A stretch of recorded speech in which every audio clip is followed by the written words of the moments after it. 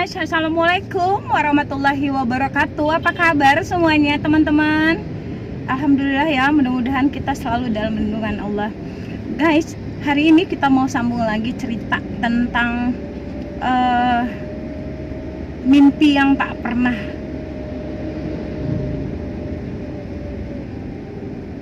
kubayangkan gitu loh.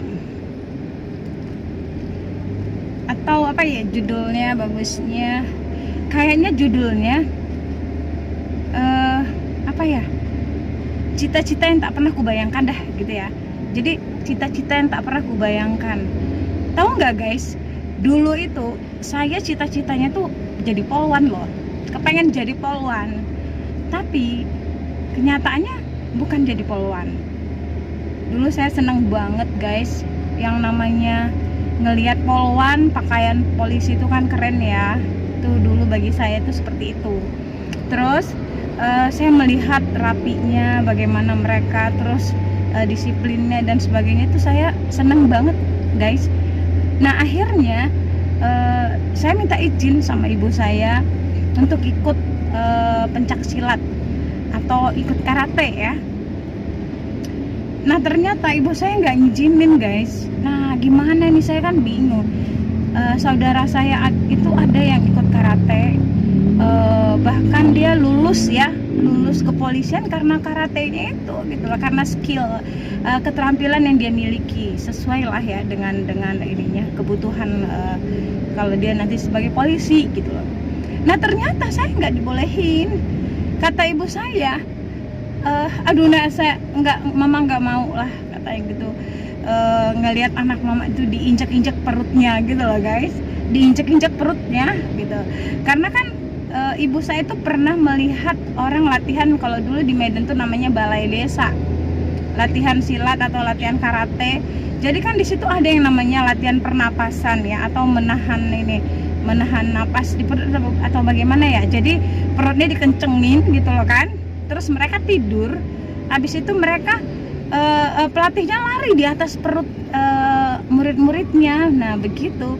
Nah jadi saat itu ibu saya itu melihat latihan itu, mungkin pas lewat dari situ terus lihat, katanya begini, aduh jangan enggak mau latihan karate, enggak mau, enggak, ntar mati anak aku.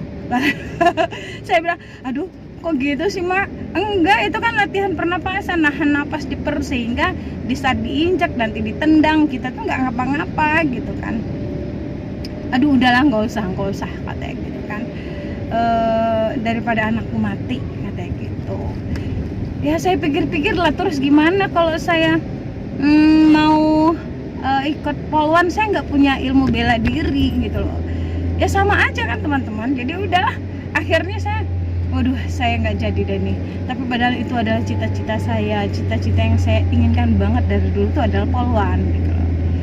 Ya udah akhirnya kan teman-teman, singkat ceritanya, nggak mungkin dong saya nggak bisa ikut karate, nggak bisa ikut silat.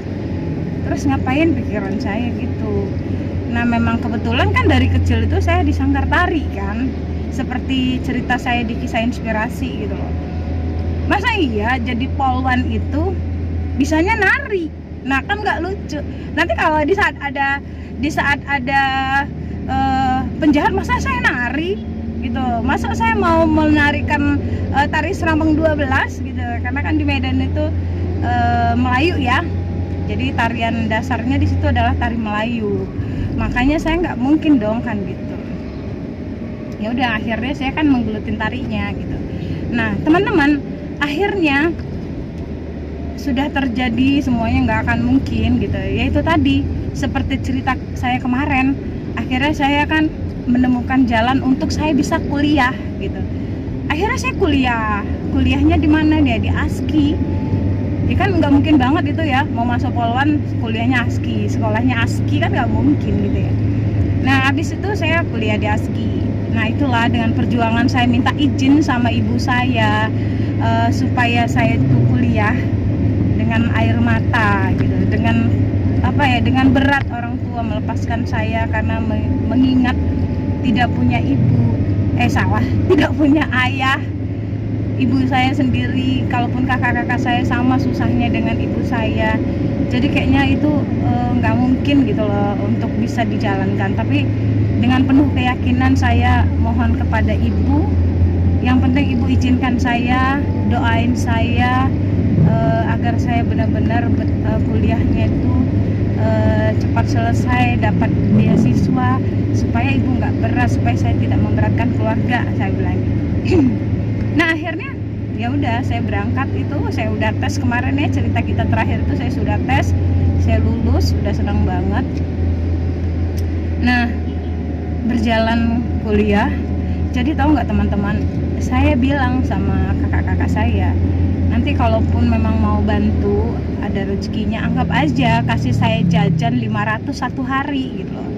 Jadi kalau misalnya 500 satu hari, sebulan berarti kan 15.000 ya teman-teman, 15.000. Kakak saya itu ada 4 orang, jadi 60.000. Bayangin teman-teman, saya dikirim 60.000.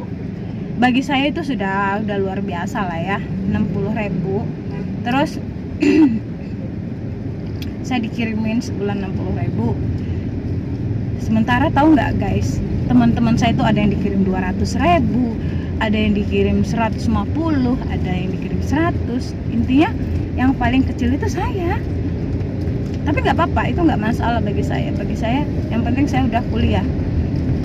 Tahu nggak teman-teman, akhirnya saya membagi uang yang 60.000 itu agar saya di semester depan saya bisa membayar uang kuliah saya dengan uang yang 60.000 itu teman-teman.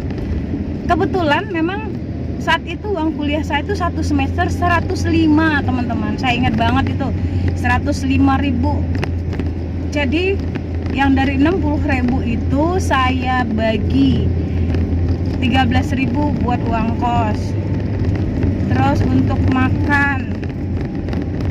makan itu saya hitung seharinya anggap 5.000. 5 berarti 15.000. Terus 15.000, 13.000, 28 ya teman-teman, 28. Terus uang untuk sekolah, untuk pembayaran SPP-nya, uang semesternya saya ambil 17.500 ya, 17.500. Jadi itu saya simpan. Nah dari situ saya berpikir teman-teman, berarti trik belajar itu adalah seperti itu ya, sampai akhirnya satu semester nilainya alhamdulillah bagus. Oke teman-teman, kita cerita satu semester dulu ya, karena ini saya sudah masuk sekolah loh, dekat lagi nih, udah mau masuk gerbangnya. Untuk itu terima kasih teman-teman, semoga nanti cerita ini menjadi inspirasi juga teman-teman ya, karena ini adalah merupakan cita-cita yang tak pernah saya bayangkan. Oke teman-teman, terima kasih. Wassalamualaikum warahmatullahi wabarakatuh.